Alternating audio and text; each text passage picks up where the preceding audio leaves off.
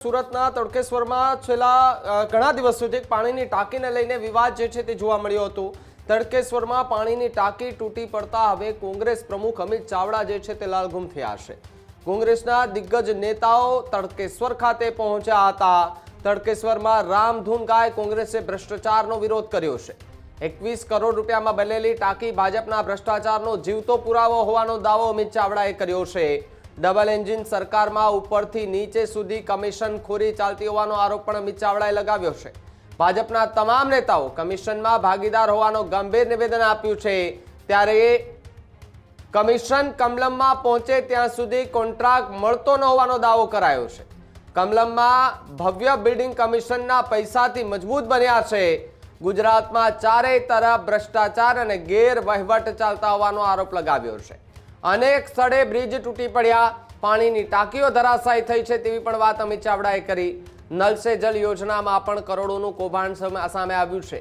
પૈસા આપ્યા વગર સામાન્ય માણસનું કામ નથી થતું।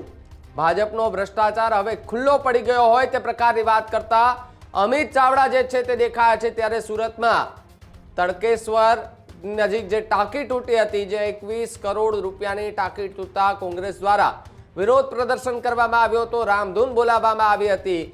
કોંગ્રેસના દિગ્ગજ નેતાઓ જે છે તે તડકેશ્વર ખાતે પહોંચ્યા હતા અને ટાંકી જે છે તે પડેલી હાલતમાં છે ત્યાં પહોંચ્યા હતા।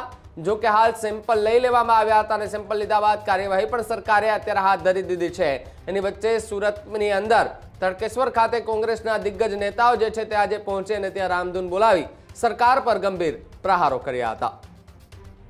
ગુજરાતમાં જે ચારે તરફ ભ્રષ્ટાચાર ચાલે છે, ગેરવહીવટ ચાલે છે, તાનાશાહીનું શાસન ચાલે છે, જે અધિકારી રાજ, કમિશન રાજ ચાલે છે, ભાજપના મળતિયા અને નેતાઓ ચારે તરફ ઉઘાડી લૂંટ કરી રહ્યા છે, એનો જીવતો જાગતો પુરાવો આજે જનાક્રોશ યાત્રા આ સુરત જિલ્લામાં તાડકેશ્વર ખાતે આવી છે। અને તમે જોઈ શકો છો કે 21 કરોડ રૂપિયામાં બનેલી ટાંકી એ ભાજપના ભ્રષ્ટાચારનો જીવતો જાગતો પુરાવો કે જે હજુ તો ટેસ્ટિંગમાં પાણી ભર્યું એમાં ટાંકી ધરાશાયી થઈ। આ ટાંકી નથી ધરાશાયી થઈ, આ ગુજરાતની જનતાના પડસેવાના જે ટેક્સના પૈસા સરકારની તિજોરીમાં જમા થાય છે, એ ગુજરાતની પ્રજાનો વિશ્વાસ સરકારમાંથી ધરાશાયી થયો છે। આ સરકારની શાખ ધરાશાયી થઈ છે। આ કમિશન રાજ જે ભ્રષ્ટાચારીઓનો ખેલ ચાલે છે આખા ગુજરાતમાં, એ ખુલ્લો પડ્યો છે। અને આ પ્રજાનો દ્રોહ નથી, આ ભ્રષ્ટાચારીઓ રાષ્ટ્રનો દ્રોહ કરી રહ્યા છે। અને ભાજપની આ ડબલ એન્જિન સરકારમાં ઉપરથી નીચે સુધીના બધા જ નેતાઓ આ કમિશનમાં ભાગીદાર છે।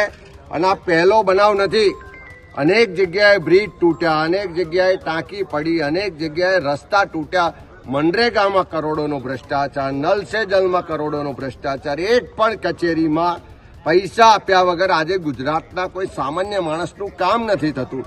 એટલે જ્યાં સુધી કમિશન કમલમમાં ના પહોંચે ત્યાં સુધી કોઈ પણ સરકારી કામનો કોન્ટ્રાક્ટ નથી મળતો। અને આ કમલમમાં પહોંચેલા કમિશનથી કમલમના બિલ્ડિંગો મજબૂત બન્યા, કમલમના બિલ્ડિંગમાં પૂરો સિમેન્ટ વપરાય છે, પણ આ પાણીની ટાંકીમાં સિમેન્ટની સાથે માટીને ઢેફા જોવા મળ્યા છે।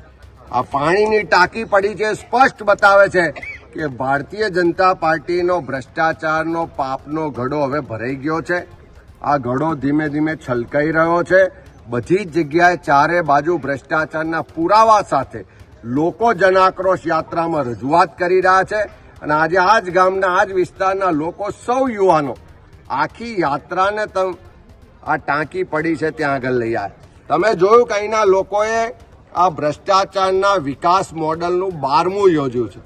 એનો સ્પષ્ટ મતલબ છે કે જનતા જાગી છે। ભાજપનું આ કમિશન રાજ, ભાજપનું આ ભ્રષ્ટાચારી રાજ હવે ખુલ્લું પડી ગયું છે।